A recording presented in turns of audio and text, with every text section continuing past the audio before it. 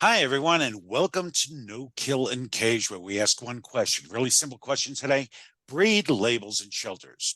One thing good or bad about it. Alan, why don't you go first?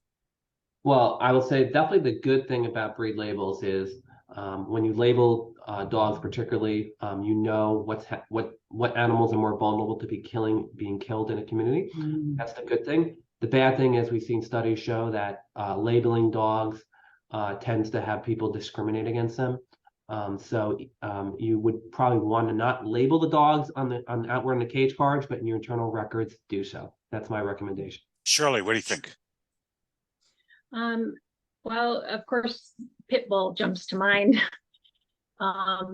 Every block-headed dog being called a pit bull it is not helpful. But on the other extreme, you see some shelters that are uh, maybe full of pit bull mixes, but they're labeling them everything else but, so the truth is we really don't know what the breeds of dogs are in the majority of cases for shelter dogs. So probably, as Alan said, best to not label them.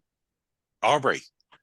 My thoughts were kind of similar to Shirley's, but Shirley made me think of something else. What I've seen work well for shelters is if you've got a dog that you know is a beagle, call it a beagle. If you've got a dog that you know is a Labrador, call it a Labrador. But if you've got a dog that falls into that kind of weird category where a lot of people would consider it a pit bull when it probably is not, and a DNA test would be something different, to just call it a mixed breed dog and don't label it as a pit bull because people automatically have a negative connotation for that. So I've seen shelters that do have breed, mixed breed terrier, breed, mixed breed terrier. And they just don't even, they take the phrase pit bull just out of their language entirely. And it seems to work well.